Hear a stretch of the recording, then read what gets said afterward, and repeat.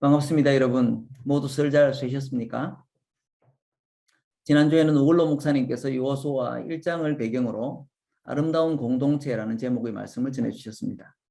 따로 녹화는 하지 않았지만 간단한 요약을 주보에 실었으므로 놓치신 분들은 참고하시기 바랍니다.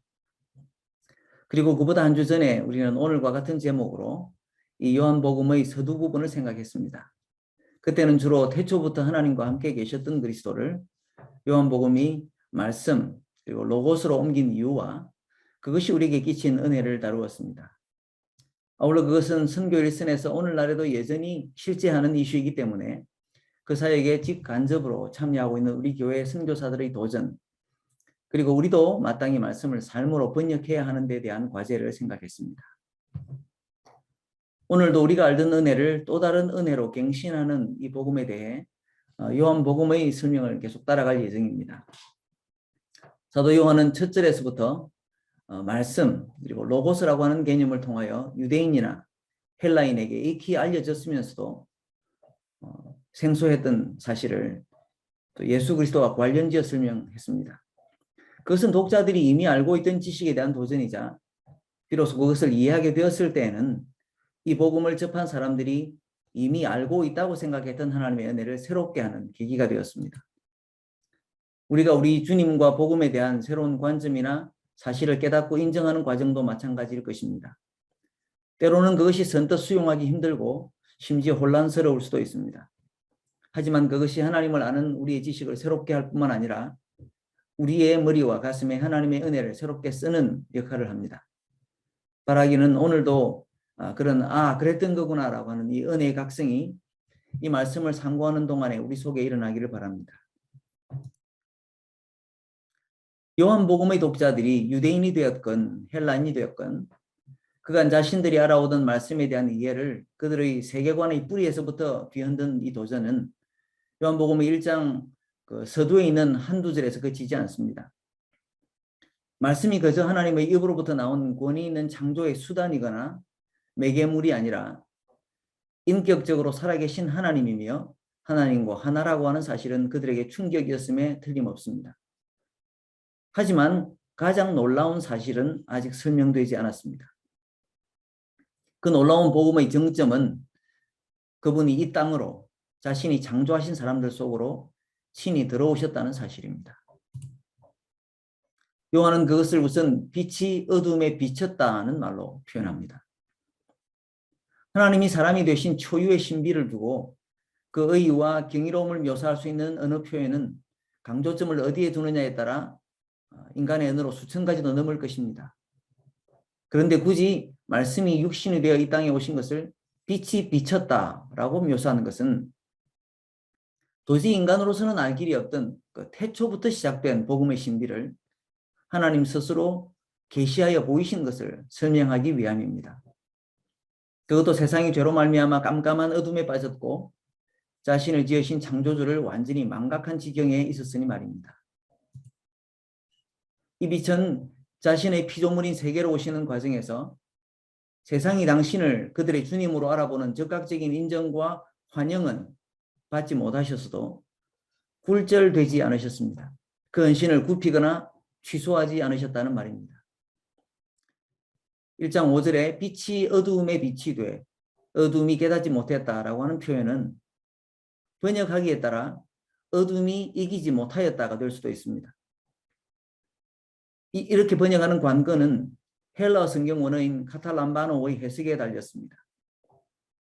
붙잡다 그리고 잡아서 굴복시키다 라고 하는 기본적인 의미를 가지고 있는 이 단어는 어둠이 빛을 이해하고 소화하지 못했다라고 하는 인식의 불능으로 볼 수도 있고 아니면 어둠이 빛을 차단하는 그 태양의 일식이나 빛조차 삼켜버리는 블랙홀처럼 그 빛을 잠식시키지 못했다라고 볼 수도 있기 때문입니다.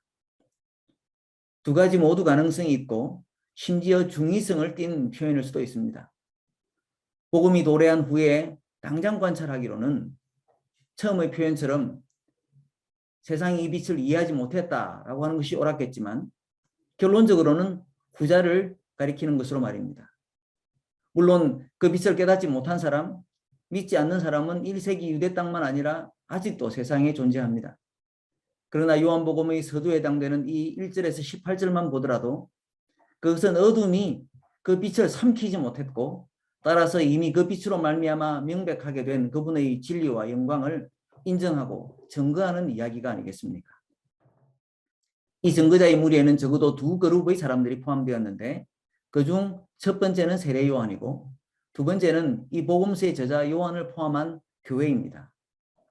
물론 누구보다 강력한 증거는 성경 내내 이 요한복음을 포함하여 하나님이십니다. 감히 하나님을 증인으로 모시고 이렇다 저렇다 말씀하면서 그것이 진리라고 하는 책은 성경 말고는 없죠. 태초에 하나님과 함께 계셨던 말씀이 빛이 되어 비친 것을 증거한 주요 증인으로 우선 세례 요한을 한번 생각해 보십시다. 그가 6절부터 증인으로 언급된 것은 나름의 이유가 있습니다. 그가 누구였던가를 생각해 보면 답이 나오죠. 선지자들이 하나님의 말씀을 전한 지 수백 년이 지나도록 계시가 사라진 것 같은 유대 역사에 그는 오랜 침묵을 깨고 메시아의 도래를 예고한 마지막 선지자였습니다. 복음이 성육신하신 하나님 예수 그리스도에 의해서 밝히 드러나기까지 그는 구약의 율법 시대를 마감하는 마지막 선지자가 된 동시에 복음의 새 시대를 예고하는 예수 그리스도의 소개자가 되었죠.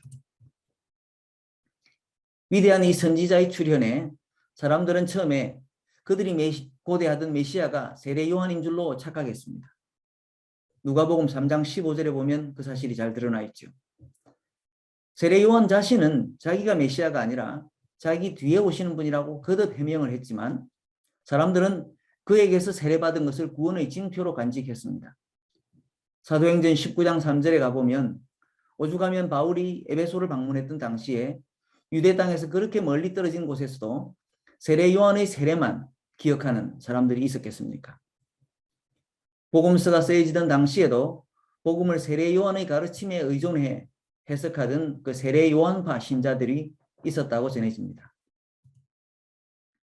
그런 처지에 실제로 세례 요한의 도래는 어떻게 이루어진 것이며 그의 임무는 무엇이었던가를 아는 것은 유익합니다. 그의 도래를 묘사하는 이 복음서의 표현은 예리하기까지 하죠. 6절에 뭐라고 설명되어 있습니까?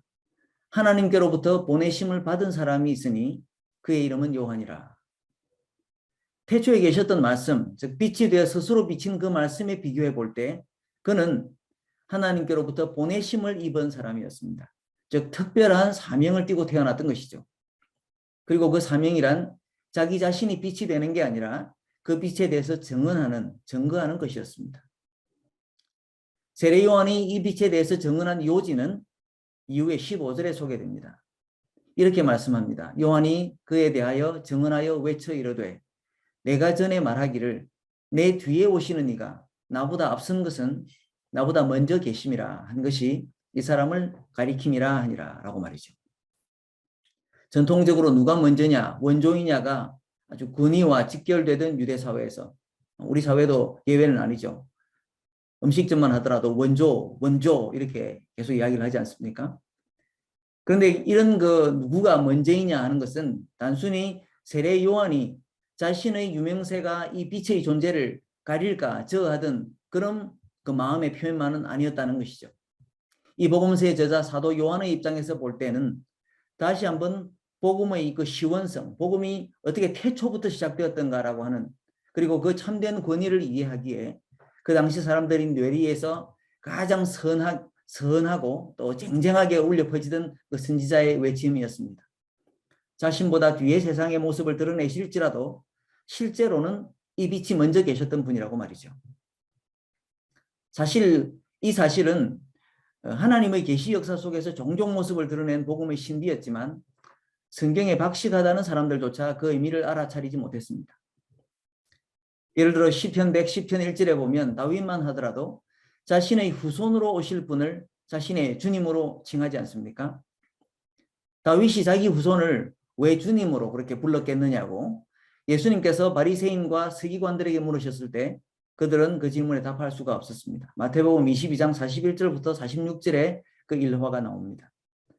그리스도가 다윗의 후손으로 이 땅에 오실지라도 실제로는 더 먼저 계신 분이기 때문에 그가 주님이라고, 다윗이 그를 주님이라고 칭했다는 사실을 그들은 이해하지 못했던 것입니다. 요한복음 8장에서도 예수께서 자신을 빛이라고 소개하신 이후에 계속되던 논쟁에서 유대인들은 결국 예수님이 하시는 말씀이 자신의 존재가 아브라함보다도 이전이라고 말씀한다는 사실을 깨닫고 이렇게 hir난하죠. 아니 이제 쉼도 안 되어 보이는 네가 아브라함보다 먼저 있었단 말이냐고 말이죠. 그런데 시간을 초월하여 말씀이 계셨고 또 그 말씀이 빛이 되어 비추신 것이 이 빛의 존재를 비로소 마주친 당대의 모든 사람들보다 훨씬 그 이전에 시작되었다라고 하는 사실은 어쩌면 오늘날 빛의 유행을 과학적으로 설명하는 것으로도 말이 됩니다. 과학자들에 따르면 태양빛만 하더라도 지구에 도달하는데 8분 19초가 걸린다고 하지 않습니까? 하지만 이것은 태양이 지구에서 그만큼 가깝기 때문이고 태양이 속한 우리 은하에서 제일 가깝다는 안드로메다 은하계만 하더라도 250만 광년, 즉 초속 30만 킬로미터라고 하는 어마어마한 속도로 빛이 달려오는데도 약 250만 년이 걸린다고 하지 않습니까? 즉 사람의 눈에는 지금 보이는 빛이라도 그 엄청난 거리를 생각해 보면 그 빛은 250만 년 전에 존재했더라는 말이 됩니다. 사도 요한이 예수 그리스도를 빛으로 묘사한 것이 이런 과학적 현상을 염두에 두고 한 표현일 리는 없습니다.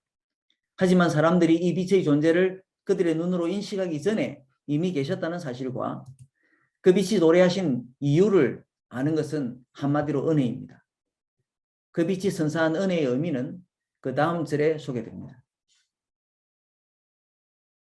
9절부터는 이 빛을 증거하라는 사명을 받았던 세례 요한과 비교되는 참빛이 오셔서 스스로 하신 일이 소개됩니다. 아까 이 빛이 세상에 오셨을 때 빛으로서의 헌신을 꺾지 않으셨다고 말했습니다. 그 빛은 휙 하고 한번 서치라이트가 검푸른 바다 위를 지나듯 하고 마신 것이 아니었다는 말입니다. 요한의 표현은 점층적입니다. 이 빛은 세상에 오셨을 뿐만 아니라 각 사람에게 비추셨다. 그리고 떠나지 않고 이 세상에 계셨다라고 말이죠. 그것도 자기의 손으로 지으셨고 특히 그간 말씀으로 수천 년간 그들에게 예고하시며 자신의 존재를 나타내 보이시고 구원의 손길을 뻗치셨던 그 자기 소유, 자기의 백성들에게조차 그렇게 하셨다는 말입니다. 방향 없는 한 번의 이 비침이 아니라 추적이라고 불러야 마땅한 이 뚜렷하고 집요한 조명에도 불구하고 세상은 그분을 알아보지 못했습니다. 특히 그분이 자기 소유의 민족 유대 땅에 나셨어도 그들은 그분을 받아들이지 않았습니다. 앞서 5절에서 빛이 어둠에 빛이 돼 어둠이 깨닫지 못했다라고 하는 표현은 이런 형편에 걸맞은 것입니다. 복음을 가장 환영했어야 했을 유대인들이 빛으로 오신 이 그리스도를 알아보지 못했으니까요. 그러나 이 빛의 비침은 실패하지 않으셨습니다. 그 영광이 어둠 속에서 찬란히 빛을 발하였고 그분의 빛 되심과 생명 되심을 받아들이고 믿는 자들이 있었으니까요. 그것은 결국 빛이 어둠에 빛이 돼 어둠이 그 빛을 이기지 못하였다라고 하는 해석의 증거가 됩니다. 빛이 자기의 백성에게마저도 인식되지 못하였지만 그들의 불신이 그 빛을 불식시킬 수가 없었던 것입니다. 더구나 원래 하나님과 함께 계셨던 이 빛을 보고 그를 영접한 사람, 믿는 자들이라면 누구나 하나님의 자녀가 되는 권세를 하나님이 주셨습니다. 사람들의 몰인정과 거절 그리고 불신에도 불구하고 하나님께서는 이 빛은 거두어지지 않으셨을 뿐만 아니라 그 빛 아래에서 믿음에 이른 사람들에게 하나님의 자녀가 되는 권세를 주신 것을 우리는 은혜라고 하는 말로밖에 설명할 수 없을 것입니다. 더구나 그 은혜의 수혜자가 더 이상 유대인에게 머무르지 않았고 유대의 유명한 가문 출신 그런 혈통이나 아버지의 성에 따라 차별되는 것이 아니지 않습니까? 이런 굴곡 없는 빛, 차별 없는 복음, 민족 아니나 개인에게까지 각 사람에게 비치신 빛이 이 참빛이 오셔서 한 일이었습니다. 그리고 이 빛에 대한 정언은 사람 편에서 볼 때 크게 두 부류이고 그중 세례 요한의 정언은 이제 우리가 이미 들었습니다. 이제 이 빛을 목격하고 경험한 사도 요한이 교회와 함께 정언하는 것을 들을 차례인데요. 14절부터 18절 사이의 말씀이 그것입니다. 이제까지 태초부터 계시던 말씀에서 시작하여 빛으로 이 세상에 오셨다고 소개되었던 분의 정체가 구체적으로 누구인지 비로소 여기서 분명해집니다. 다름 아니라 예수 그리스도라고 말이죠. 그분의 출신이 비천한 나사렛과 마구간인 줄로 알고 있던 사람들에게 그동안의 이 설명을 통해서 그분이 본디 어떤 분인지 이 소개한 것은 요한복음이 이 복음의 놀라운 실상을 제대로 알리는 것입니다. 원래가 비천한 사람이 비천한 곳에서 태어나고 자란 것을 두고 의아하게 생각하는 사람은 없죠. 그러나 이제까지 소개된 말씀과 비천 그 차원이 달랐습니다. 그분은 영원하신 존재이며 하나님과 한 분이셨습니다. 그런데 그분이 어떤 모습으로 이 땅에 오셨는지를 알리는 14절의 표현은 그야말로 그분의 존재를 하늘에서 땅으로 거룩하신 창조자에서 살과 피로 이루어진 육신으로 끌어내립니다. 말씀이 육신이 되어라고 번역된 이 표현에서 육신으로 표현된 헬라 사락스는 단순히 물리적인 몸만 의미하는 것이 아닙니다. 그보다는 마음과 생각 그리고 죽음 아래 놓인 생명 같은 한계를 가진 인간의 본성을 의미하는 것이죠. 거룩하신 하나님이 어떻게 이런 한계에 사로잡힌 육신을 입으실 수가 있는가? 그리고 연이어 나오는 말씀 우리 가운데 거하심에는 그분이 우리 가운데 거처를 정하셨다는 뜻인데 어떻게 그분이 그러실 수 있는가라고 하는 그런 의문을 낳습니다. 마치 사람이 장막을 치고 숙소를 정하듯 영원하신 말씀이 우리 가운데서 계시려고 이 땅에 장막을 치셨다는 말씀이죠. 태초부터 계셨던 말씀이 택한 이런 행동은 설명이 더하면 더할수록 점점 이해하기 힘들어집니다. 하나님과 한 분이신 말씀은 왜 이러실까? 왜 이런 얼토당토하는 일을 하셨을까 말이죠. 사도 바울은 고린도 교회에게 보낸 서신에서 이것과 아주 비슷한 예를 들면서 우리의 이해를 돕는 말씀을 합니다. 사람의 눈으로 보기에는 얼토당토 않으면서 하나님이 하신 일을 비로소 이해한 사람에게는 얼마나 비상한 은혜인지를 말이죠. 고린도전서 1장 18절부터 24절 말씀이 그것인데요. 그는 거기서 이렇게 말합니다. 18절에서는 십자가의 도가 멸망하는 자들에게는 미련한 것이요 구원을 받는 우리에게는 하나님의 능력이라 라고 말하고요. 23절로 가서는 이렇게 말합니다. 우리는 십자가에 못 박힌 그리스도를 전하니 유대인에게는 그리 끼는 것이요 이방인에게는 미련한 것이로되 오직 부르심을 받는 자들에게는 유대인이나 헬라인이나 그리스도는 하나님의 능력이요 하나님의 지혜니라 라고 말입니다. 말씀이 육신을 입고 이 땅에 오신 것도 그 의도나 방향이 처음부터 이 십자가로 향하고 있었습니다. 그렇기 때문에 이 말씀이 십자가 사건을 두고 그 의미를 이해하지 못하는 사람과 이해한 사람들을 대비하여 보여주는 이 관점은 하나님이 육신을 입고 이 땅에 오신 일에도 고스란히 적용될 수 있습니다. 그리스도가 십자가에서 죽으신 것이 일반인에게는 아주 끄림칙하고 미련한 것이지만 우리가 보기에는 하나님의 구원의 능력, 그 지혜가 된다는 사실은 이 성육신에서부터 처음부터 자명했다는 것입니다. 메시아라고 주장한 사람이 무능하게 십자가에서 죽으신 것이 일반인의 논리로는 말도 안 되는 일이었죠. 마찬가지로 하나님과 한 분이시라는 그리스도가 사람의 육신을 입고 오신 것도 그들에게는 궤변으로 들릴 수밖에 없는 것입니다. 그리스도와 십자가는 도저히 서로 어울릴 수 없는 개념이기 때문에 소위 좀 합리적인 생각을 한다는 사람에게는 그리 보이는 것입니다. 그 마르틴 행헬이라고 하는 사람이 있는데 유대교와 헬라 시대의 사회상 연구로 아주 저명한 독일 출신 역사신학자입니다. 그는 그의 책 십자가 처형에서 고대의 십자가형이 당시 사람들에게 어떻게 받아들여졌는지 아주 실감나게 표현했습니다. 그는 이렇게 씁니다. 주전 3세기 이래 십자가는 노예나 매춘부 등 당시의 하류층 사람들 사이에 아주 저속한 조롱거리로 발견된다. 예를 들어 교수도에나 매달놈, 십자가에나 달놈, 형틀에 목을 매달놈 같은 욕지거리들이다. 오늘날로 치면 양아치나 악당 새끼에 해당될 것이다. 그러므로 십자가에 달린 메시아나 십자가에 달린 하나님의 아들이라고 하는 표현은 그 자체로서 모순이자 불편하고 아주 어리석은 주장으로 보였다라고요.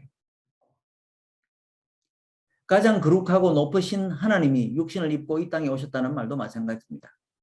그런데 인간의 눈으로 보기에 그 말도 되지 않는 하나님의 행위와 역사가 모든 사람들이 보기에 어리석거나 심지어 제정신이 아닌 소리로만 들렸던 것은 아닙니다. 세례 요한이 예수 그리스도를 보고 내가 말했던 그리스도가 바로 이분이다 라고 외쳤던 것처럼 그분의 말씀과 행동을 가까이에서 지켜보고 함께 기거했던 사도들이 그분의 말씀이 진리인 것을 알아보았습니다. 그리고 예수 그리스도의 말씀을 듣기 위해서 그에게 나아갔던 사람들, 제자의 무리도 그 진실을 목격했죠. 그리고 그의 말씀에 따라서 그의 근본이, 그리스도의 근본이 태초부터 계시던 말씀이고 생명의 빛이신 것을 알아본 모든 사람들, 나아가서 그분의 약속을 믿은 사람들에게는 이제까지 사람들에게 미친 소리로밖에 들리지 않았던 것을 완전히 다르게 보기 시작했습니다. 그들은 그것을 이름해서 은혜라고 불렀죠. 은혜는 무엇입니까? 기대하지 못했던 형편과 받을 자격이 없는 사람에게 대가 없이 베풀어지는 친절과 사랑, 하나님의 친절과 사랑이 아니겠습니까? 사람들이 보기에는 자신들이 생각해온 하나님이 그러실 리가 만무하고 그렇게 하실 이유는 더더욱 없는데 터무니없는 희생과 겸손으로 정말로 하나님이 육신을 입고 이 세상에 오셨고 그들과 함께 계셨다라고 하는 사실을 깨닫고 경험하고 그리고 그것이야말로 은혜로구나라고 깨달은 것입니다.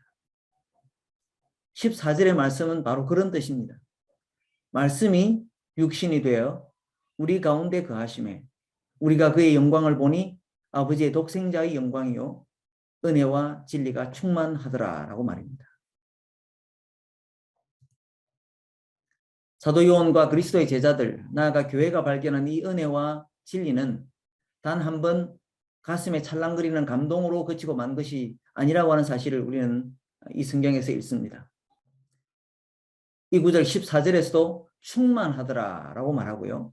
그리고 16절로 가서는 우리가 다 그의 충만한 데서 받으니 은혜 위에 은혜로라 이렇게 말씀하지 않습니까? 그들의 가슴에 두고두고 차오르던 이 그 충만한 은혜는 무엇이었을까요? 단서는 15절부터 17절에 나타나 있습니다. 거기에는 세례 요한이 다시 언급되고 모세의 율법까지 소환됩니다. 자세히 살펴보면 그것은 유대인들이 역사적으로 알고 있던 하나님의 은혜가 어떻게 업그레이드되고 또 갱신되는지 그것을 회상하고 깨닫는 과정이라고 하겠습니다. 모세가 율법을 통하여 계시하신 하나님의 진면목을 유대인들은 완전히 이해하고 있었던가요? 성막을 통해서 그들 가운데 임재하셨던 하나님을 그들이 얼굴로 대하며 친구처럼 알고 교제할 수 있었습니까?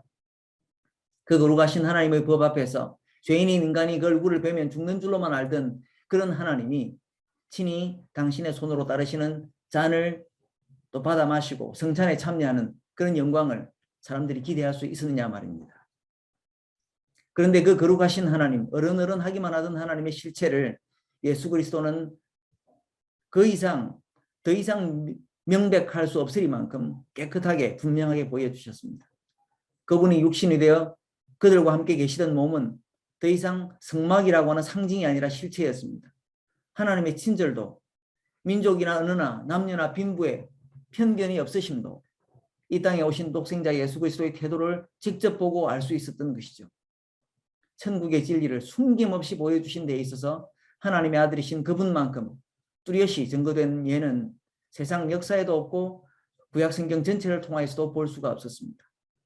그렇기 때문에 그것을 지켜본 교회가 그 진리를 거듭 확실히 충만하게 깨달았다는 것입니다. 사도 요한은 그것을 보는 것이 은혜 위에 은혜더라라고 하는 표현을 썼습니다. 그 표현은 엄밀히 말하면 은혜 대신 은혜더라, 즉 은혜로 가름했다는 말입니다. 이제까지 알던 은혜가 새롭게 깨달은 은혜로 각성하게 된 것을 말하는 것이죠. 모세에서 하나님의 아들이신 그리스도로 율법이 복음으로 거듭나듯 과거에 하나님의 은혜를 알던 우리의 시각과 이해의 깊이 역시 배우면 배울수록 바닥이 드러날리 만무한 깊은 샘과 같은 것입니다. 우리는 이 은혜와 진리를 경험하고 그것이 충만하다, 오늘도 새롭다, 오늘도 새로운 은혜로 더 씌워지고 있다고 고백합니까? 아니면 그 은혜가 어디에서 어떤 이유 때문인지 모르게 이미 메말랐거나 메마르고 있습니까? 지지난주에 우리가 나미가라고 하는 우스갯소리를 이 말씀에 적용해야 한다고 했던 말 기억하십니까? 사도 요한은 우리가 보았다라고 함으로써 요한복음의 머릿말이 자신만의 감동이 아니라고 썼습니다. 14절에서는 말씀이 육신이 되어 우리 가운데 거하심에 우리가 그의 영광을 보니라고 했고 16절에서도 우리가 다 그의 충만한 데서 받으니 은혜 위에 은혜라라고 말하지 않습니까? 물론 이 우리가 말씀이 기록되던 당시 자신과 함께했던 사람들이라고 선을 그을 수도 있을 것입니다. 하지만 요한복음 17장에서 나오는 그 예수님의 대제사장의 기도에서도 주님께서는 그 자리에 제자들만 두고 말씀하신 것이 아니라 그들의 말을 통해서 믿게 될 사람들, 즉 오늘날의 우리들까지도 염두에 두고 교회에 연합된 증거를 말씀하시듯이 이 요한복음 1장의 말씀도 오늘날 우리 교회도 그 우리들 속으로 초대되는 것입니다. 그 은혜와 진리를 충만하게 경험하는 자리로도, 그리고 그것을 세상에 증거하는 이 복음서의 증거 행위 자체로도 우리를 초대한다는 말씀이죠. 그렇기 때문에 이 우리 속에 참여하는 그 요한복음에 나오는 우리 속에 참여하는 우리 모두가 되기를 간절히 바라고 축원합니다. 특히 우리가 지금 마주하고 있는 어려운 환경에도 불구하고 더 이상 희망이 없다라고 그냥 젊은이들, 나이 든 분들 할 것 없이 말하는 이런 환경에도 불구하고 하나님의 은혜를 새롭게 각성하는 축복이 우리에게 있기를 바랍니다. 과거에 알던 은혜를 새로이 각성함으로 말미암아 그것이 영적으로만 아니라 우리의 정신과 생활의 모든 면에도 하나님의 은혜를 새롭게 경험하기를 간절히 바랍니다.